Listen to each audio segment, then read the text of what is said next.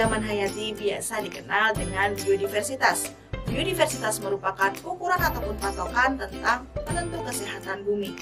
Nah, keanekaragaman hayati juga biasa dikenal dengan sumber daya alam yang dapat diperbarui. Dalam keanekaragaman hayati dapat dibagi menjadi dua jenis keanekaragaman, yakni keanekaragaman flora dan keanekaragaman fauna. Nah, sekarang kita bahas tentang keanekaragaman flora dan fauna yang ada di Indonesia. Keanekaragaman flora di Indonesia.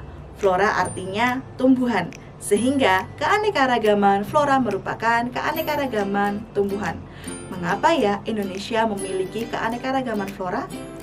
Hal ini disebabkan bahwa Indonesia berada pada garis khatulistiwa ataupun titik 0 derajat yang membuat Indonesia memiliki iklim yang tropis dengan curah hujan yang sangat tinggi. Selain itu, Indonesia juga memiliki banyak sekali gugusan gunung api. Hal ini menyebabkan Indonesia memiliki tanah yang subur akibat adanya gunung api tersebut.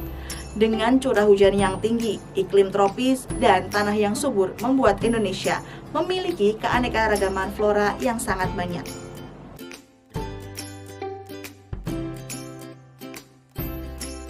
Persebaran flora di Indonesia dibagi menjadi 3 pembagian, yaitu kawasan barat atau Asiatis, kawasan peralihan, dan kawasan Australis. Mengapa ada 3 pembagian kawasan flora di Indonesia?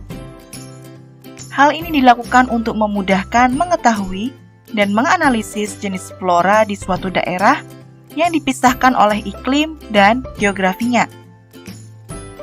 Mari kita pelajari 3 kawasan tersebut satu demi satu. Yang pertama, flora kawasan barat atau Asiatis. Flora bagian barat di Indonesia mencakup beberapa daerah seperti Sumatera, Jawa, Bali, dan Kalimantan. Namun, secara umum, persebaran flora bagian barat di Indonesia banyak ditemukan di daerah tropis khas Kalimantan dan Sumatera. Flora pada kawasan barat mempunyai corak Asiatis atau memiliki homogenitas jenis dengan flora-flora asal Asia lainnya. Flora yang berada di kawasan barat biasanya hidup di hutan hujan tropis. Hutan hujan tropis merupakan hutan yang di dalamnya paling banyak ditemukan beragam jenis flora dan fauna. Umumnya, hutan hujan tropis ditumbuhi oleh pohon-pohon yang tinggi dan besar. Pohon-pohon yang ada di hutan hujan tropis tingginya dapat mencapai 45 meter. Pohon yang ada pada kawasan barat yaitu pohon jati, pohon cemara, pohon meranti kuning, dan sebagainya. Selain pohon-pohon, ada juga bunga-bunga yang tumbuh di hutan hujan tropis di kawasan barat Indonesia. Bunga tersebut adalah bunga Rafflesia arnoldi atau bunga bangkai dan bunga anggrek. Yang kedua, flora kawasan peralihan atau Wales. Pulau-pulau yang termasuk kawasan peralihan atau Wales adalah Pulau Sulawesi, Nusa Tenggara Barat, dan Nusa Tenggara Timur, serta Pulau Maluku. Flora yang termasuk ke dalam kawasan peralihan merupakan tanaman yang bisa bertahan hidup di iklim kering dan suhu yang cenderung panas. Zona peralihan mempunyai 3 tipe vegetasi, yakni sabana dan stepa tropis di Nusa Tenggara, hutan pegunungan di sekitar Sulawesi, serta hutan campuran di daerah Maluku yang kaya akan rempah-rempah seperti pala, cengkeh, kayu manis, dan kenari. Vegetasi sendiri adalah kumpulan dari beberapa jenis tumbuhan yang tumbuh bersama-sama pada suatu tempat membentuk suatu kesatuan di mana individu-individunya saling bergantung satu sama lain yang disebut sebagai komunitas tumbuh-tumbuhan. Yang ketiga yaitu flora kawasan timur atau Australis. Umumnya, flora pada kawasan timur hidup di hutan hujan tropis. Hutan hujan tropis yang ada di bagian timur Indonesia bisa ditemukan di Pulau Papua. Bahkan, hutan hujan tropis yang ada di Papua sama dengan hutan hujan tropis di bagian barat Australia. Hal ini menyebabkan flora yang termasuk ke dalam kelompok kawasan timur memiliki corak Australiatik. Tumbuhan-tumbuhan yang dapat kita temukan pada kawasan timur di Papua seperti pohon sagu, pohon-pohon mangrove yang ada di hutan mangrove, dan pohon nipah. Di Indonesia sendiri, selain memiliki keanekaragaman flora, Indonesia juga memiliki keanekaragaman fauna ataupun hewan. Di Indonesia, persebaran hewan ini dibagi dengan dua garis, yakni garis Wallace dan garis Weber. Garis Wallace dan garis Weber ini membagi Indonesia menjadi 3 bagian persebaran hewan. Garis Wallace membagi daerah barat dengan daerah peralihan, lalu garis Weber membagi daerah peralihan dengan daerah timur. Yang pertama yang akan kita bahas yakni fauna kawasan barat atau Asiatis. Wilayah barat meliputi di daerah Sumatera, Jawa, Bali, dan Kalimantan.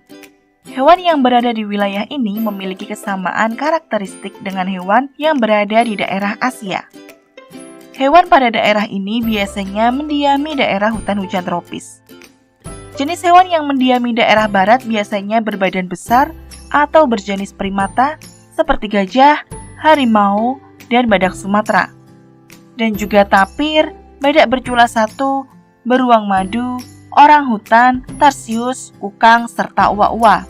Jenis burung yang mendiami daerah ini biasanya memiliki kicauan yang bagus, tetapi memiliki bulu yang kurang berwarna, seperti burung rangkong, burung jalak Bali, burung murai, burung elang putih, dan burung elang Jawa.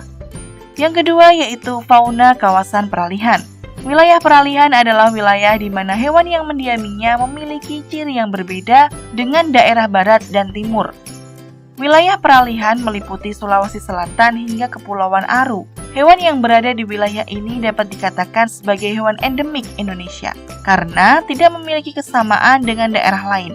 Hewan yang berada di wilayah peralihan adalah komodo, anoa, babi rusa, dan burung maleo. Yang ketiga yaitu fauna kawasan timur atau Australis. Wilayah Australis meliputi daerah Papua, Maluku, Nusa Tenggara, dan Sulawesi. Hewan pada wilayah ini memiliki jenis yang hampir sama dengan wilayah Australia. Hewan pada daerah ini memiliki ciri bertubuh kecil. Selain itu, beberapa mamalia memiliki kantong. Untuk jenis burung di wilayah ini memiliki bulu yang lebih beraneka ragam dan lebih banyak memiliki warna. Karena mempunyai kesamaan dengan daerah Australia, hewan kanguru juga ditemukan di wilayah ini. Hanya saja jenis kanguru di Indonesia dan Australia memiliki bentuk fisik yang sedikit berbeda. Selain kanguru, jenis hewan di daerah ini adalah walabi, kuskus, dan oposum. Sedangkan untuk jenis burung adalah cendrawasih, kasuari, dan kakak tua raja. Berbagai keanekaragaman hayati yang ada dapat kita manfaatkan untuk kegiatan ataupun aktivitas kita sehari-hari. Apa saja ya pemanfaatannya? Yang pertama yaitu sebagai sumber pangan. Contohnya seperti tanaman padi ataupun tanaman jagung yang dapat kita gunakan sebagai sumber karbohidrat. Yang kedua yaitu untuk memenuhi kebutuhan manusia, misalnya seperti sandang dan alat-alat rumah tangga dari tumbuhan ataupun hewan. Yang ketiga yaitu untuk obat-obatan dan yang terakhir untuk bahan kosmetik.